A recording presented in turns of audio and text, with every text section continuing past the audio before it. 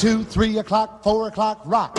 5, 6, 7 o'clock. A mediados de la década de los años 50, en el siglo pasado, un movimiento musical que surgió como una moda bailable se convirtió en un símbolo de identidad y pertenencia para millones de jóvenes que lo adoptaron como propio. A todos los que nos tocó vivir este movimiento, de alguna manera se quedó plasmado en nuestro subconsciente por diversas razones. Actualmente, el rock en nuestro idioma se ha expandido. Han surgido una gran cantidad de bandas de muy diversos estilos y fusiones, que apoyados por las nuevas tecnologías, han logrado proliferar con creatividad y opciones, pero no siempre fue así. Desde México, XW Televisión, Canal 2 en cadena. Programas de televisión que a su manera intentaron resumir en pocos minutos muchos años de historia, pero el intento fue valioso y se conserva como fuente importante. Si aceptamos que la música del mundo sea una influencia sobre México, ¿por qué no hacer que la música de México sea una influencia sobre el mundo? Estar lejos de Dios pero cerca de Estados Unidos fue favorable a mediados de los años 50, cuando el rock and roll nos llegó casi al mismo tiempo que surgía. Esta música era cosa de jóvenes y en México se ignoraba que no era estrictamente un producto industrial, sino que venía de abajo, de los negros de las ciudades y de los blancos de campo. El rock and roll surgió por sí mismo y desde un principio fue un fenómeno cultural que implicaba ritmo, sensibilidad, necesidades de expresión, enorme vitalidad y energía, tecnología avanzada y rebeldía, descontento inconsciente hacia un sistema paternalista, autoritario y manipulador. Primero se creyó que se trataba de un ritmo de moda más, por lo tanto, nuestros primeros rock and rolleros fueron ruquitos, hasta que aparecieron los verdaderamente jóvenes y de espíritu rockero. Entonces se vio que la nueva música se hallaba conectada con los rebeldes sin causa, la juventud desenfrenada, pues era una forma de expresión que por primera vez en la historia los jóvenes proponían. José Agustín. El entusiasmo por la música y los bailes estaba presente en prácticamente todas las clases sociales del México en los años 50. Era música de distintos géneros que se producía dentro del país o que se importaba de Estados Unidos, Cuba, Italia y España. En específico, los bailes como el cha-cha-cha, la rumba y otros ritmos de moda, que parecían ser fuente inagotable de posibilidades comerciales. Se supo entonces en México el impresionante éxito que estaba teniendo el rock and roll en Estados Unidos y en otras partes del mundo, pero en 1956 se pensó que era nada más uno de tantos ritmos novedosos, y que probablemente su popularidad no duraría mucho tiempo. Que está muy curiosa y todos me gritan bule bule, bule bule, bule bule, bule bule. Los Tin Tops son quizá el grupo mexicano más representativo del rock en español de los años 60. Sin haber sido los primeros en grabar rock, ni ser los primeros en sonar por la radio o tener su nombre en las marquesinas, fueron líderes por su capacidad para proyectar todo el dinamismo y vitalidad del rock en forma impactante.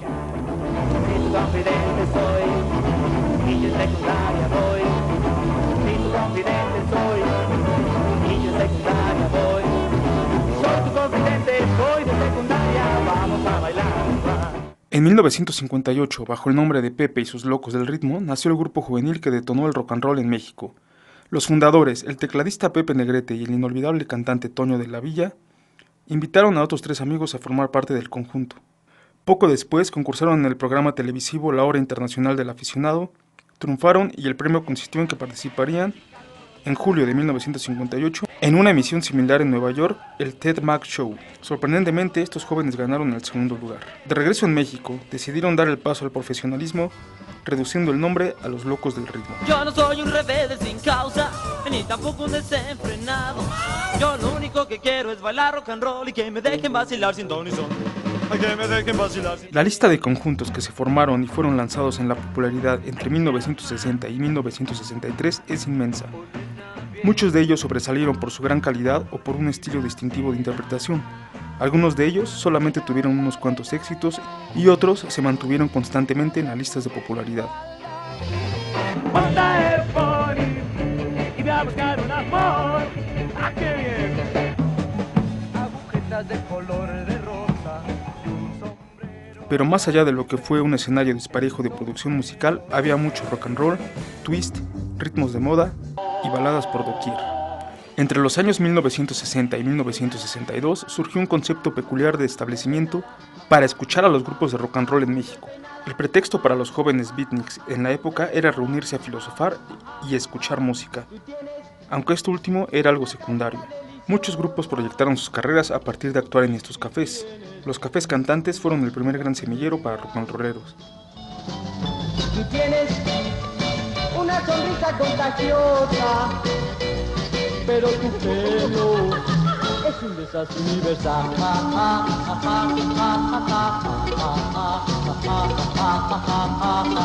Al igual que el rock nacional, Javier Batis, veterano músico más de medio siglo, surgió a la luz pública en uno de los tantos bares de mala muerte que abundan en las calles centrales de su ciudad natal, la frontera más cruzada del mundo, Tijuana.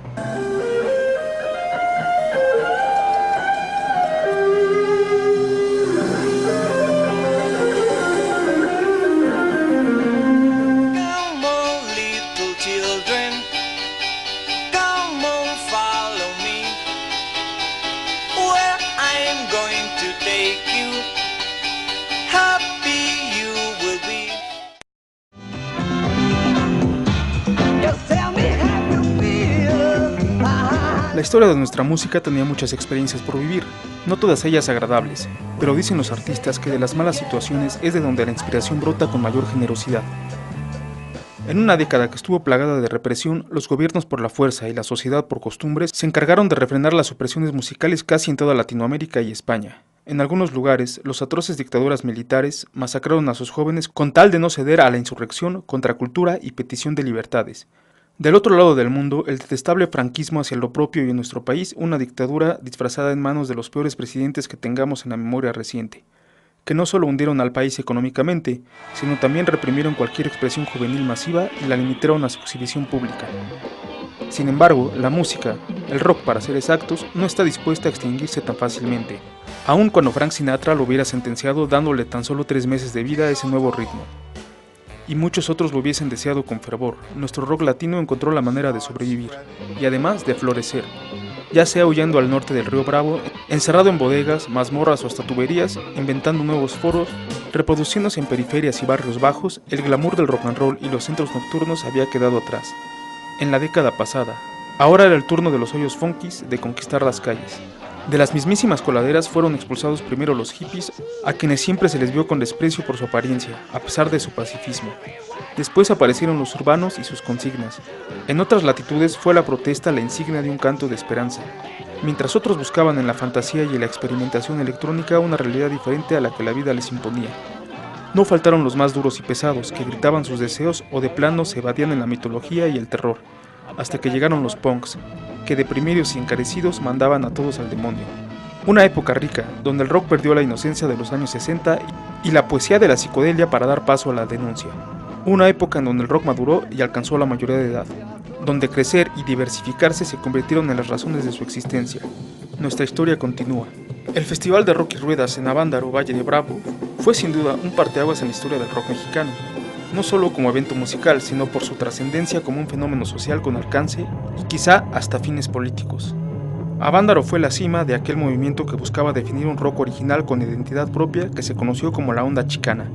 En efecto, representó el pináculo de ese movimiento, pero también constituyó su tumba. Consumado Avándaro, el festival sirvió de pretexto para censurar todo lo vinculado con el rock nacional. Las tergiversaciones malintencionadas de la época señalaron que los jóvenes asistentes convirtieron el festival en una gran orgía de sexo y drogas, donde la música fue tan solo el pretexto para dar rienda suelta a ese desenfreno. Nada más falso y alejado de la realidad. Con virulencia, la actitud oficial fue denostar al rock. La consecuencia fue atrofiar el desarrollo del rock mexicano en, cuando menos, una década.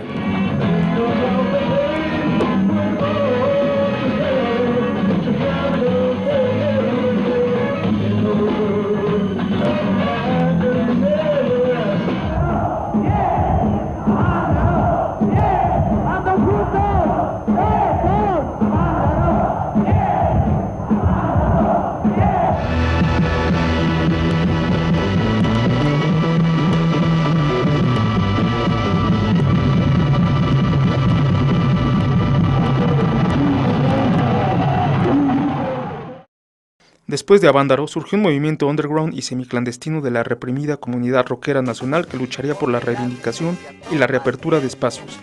El rock se negó a morir y se marginalizó, buscando lugares oscuros de expresión. La salida consistió en organizar tocadas pequeñas en lugares no muy conocidos, apartados de los locales tradicionales donde se había desenvuelto el rock antes de Avándaro. Se debían llevar a cabo con mucha discreción, casi sin propaganda, y en lugares donde se reuniera un público reducido para no despertar sospechas. Es así como la actividad rockera se trasladó a locales chicos en la periferia urbana de la Ciudad de México, ubicados en colonias proletarias. Dichos locales, que congregaban entre 500 y a lo sumo 1500 fans, fueron principalmente viejos cines, bodegas industriales, gimnasios públicos, salones para eventos múltiples, explanadas de estacionamientos y hasta terrenos baldíos y una excarbonería. Se atribuye al escritor Parménides García Saldaña haber bautizado a estos locales tan peculiares como hoyos funkis. Fue un nombre muy apropiado, de infraestructura raquítica y limitada, nada apta para escenificar conciertos. La denominación de hoyo describía adecuadamente sus pobres e insalubres condiciones. Por su parte, la palabra funky, un anglicismo adaptado como modismo, contrarrestaba lo anterior. El término significaba alegría y euforia. No importaba si no había un escenario en forma ni un sistema profesional de luces. Sin mayores pretensiones, los músicos simplemente montaban sus amplificadores e instrumentos y sin vestuarios vistosos se dedicaban a tocar. Porque la justicia toma tiempo. Yo no pienso esperar, prefiero en mi cerebro caminar, tendré que caminar. Ya tus amigas te han dicho por qué. Llegaba la década de los años 80 y nuestro país seguía sumergido en el oscurantismo de la represión a las expresiones juveniles. Entiéndase conciertos masivos, las cuales tenían que refugiarse en recintos universitarios y culturales para poder exponerse. En 1980 el tipo de cambio era de 23.50 pesos por dólar durante el gobierno de José López Portillo, quien pese a nacionalizar la banca y de su emblemática frase, esa es la estructura a la que me he comprometido a defender como perro, no evitó la devaluación. Mientras tanto, algunos estilos musicales como el punk y el new wave, así como el rock progresivo y el hard rock, aprovecharon el hambre de sus fans para crear legiones de seguidores, a los que difícilmente podían complacer discográficamente, pues estaban limitados a los sellos independientes. La Ciudad de México se dividía en norte y sur por medio del viaducto. En el norte seguía la tradición del hoyo funky, principalmente en Tlatelolco, dando cabida al rock urbano, mientras que en el sur empezaban a gestarse los nuevos ritmos, principalmente en San Ángel y Coyoacán, ocupando casas, escuelas, gimnasios o pequeños bares. En Guadalajara también se gestaba un renacimiento interesante con nuevos grupos y lugares. En esta época se empezó a identificar la utilización política del discurso de la lucha contra el narco como justificación para ejercer un férreo y violento control sobre la población civil. Los años 80 representaron la transformación del rock en México. Los músicos ya no solo querían bailar rock and roll, también quedaba atrás ese viaje de las caminatas cerebrales. Se adentraron, pues, a un nuevo camino que los llevó a reafirmar su identidad por medio del rock. Los grupos dejaron de cantar en inglés de forma paulatina, también empezaron a crear sus propias composiciones. Las bandas con diferentes estilos encontraron una misma válvula de escape. Los conciertos en la periferia de la ciudad, en barrios populares, en el clandestinaje, algunas peñas, algunos bares, varias aulas y explanadas escolares fueron sus trincheras. Después de un cambio de nombre del inglés al español, Sombrero Verde lanzó en 1981 su disco homónimo. La marcada influencia de esta banda viene de grupos extranjeros como The Police. 3 años después pusieron en el mercado su disco A Tiempo de Rock. Al año siguiente hubo cambios de integrantes para que finalmente se quedaran como un cuarteto. Así, Sombrero Verde, bajo el liderato de Fero Olvera, tomó rumbos diferentes hasta formar a Maná.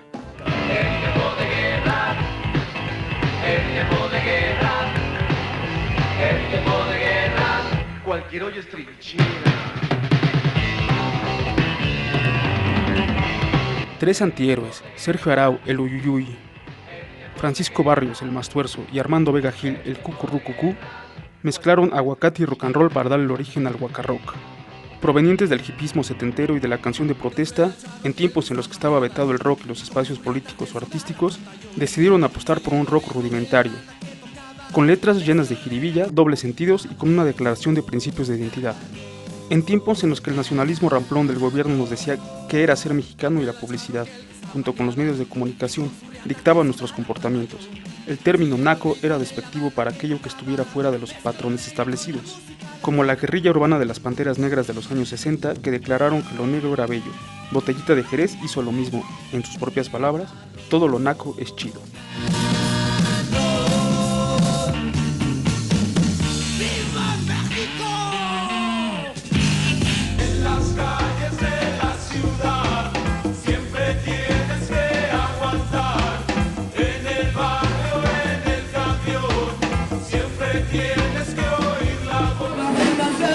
Maldita Vecindad y Los Hijos del Quinto Patio.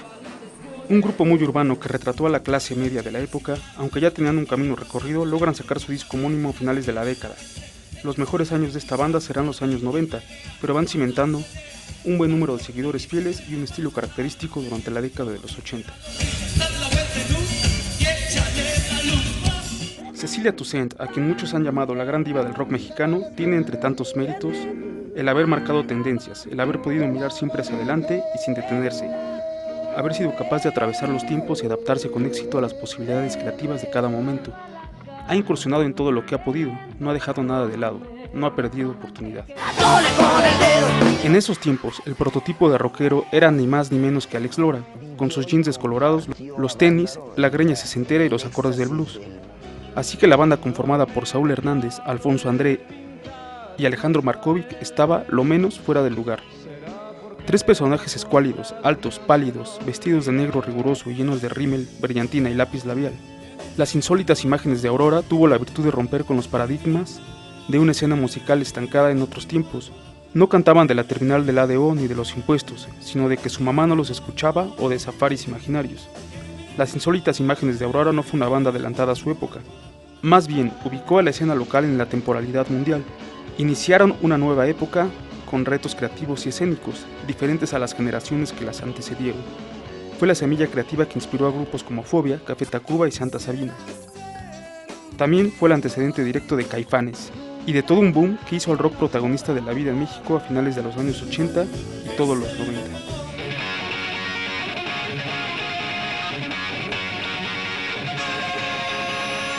Los años 90 iniciaron con un auge en la escena del rock mexicano. Tras el espacio ganado de los medios masivos de comunicación luego del fenómeno del rock en tu idioma, los grupos ya no solo apostaban por incorporarse a una corriente o imitar a un modelo extranjero.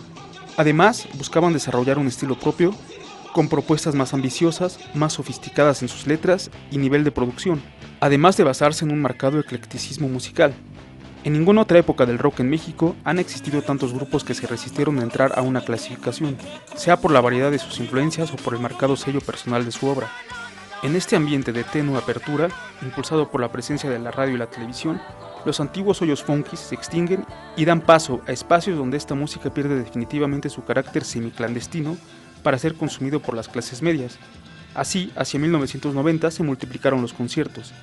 Es la época en la que, al menos en la Ciudad de México, los grupos nacían y podían desarrollar una carrera.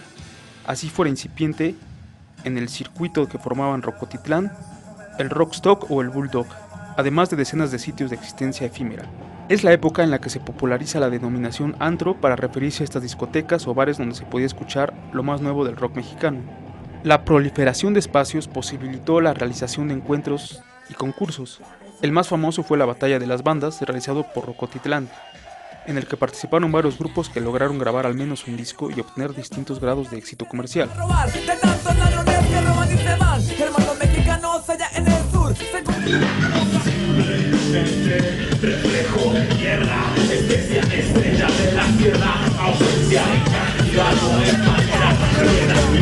Somos libres y locos, pero somos muy pocos. Somos libres y locos, pero muy pocos. Pero es la inseguridad. ¿Sabes lo que es sentir la soledad?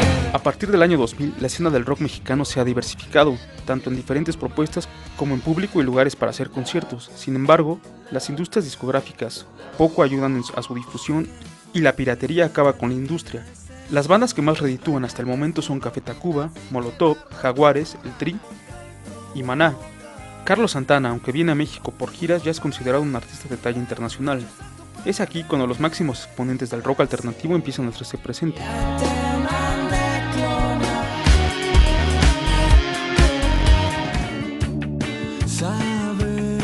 En esta década, los grupos del movimiento del indie rock posicionan su lugar dentro de la escena del rock mexicano. En algunas cualidades ya se ha roto el interés por tratar de crear un sonido de rock mexicano. La mayoría simplemente se preocupan por mostrar su trabajo en vivo, sus canciones vía internet y realizar giras en la mayor medida posible. Pero algunos grupos conservan el sonido de hacer rock mexicano de años anteriores. Es por eso que el rock no pasa de moda, porque además es una música muy viva, es una música muy maleable que da nacimiento a muchos géneros que nacen del rock and roll. Muchas agrupaciones se mantienen a la cabeza de las bandas que aún prevalecen en el rock mexicano actual, participando en diversos festivales musicales.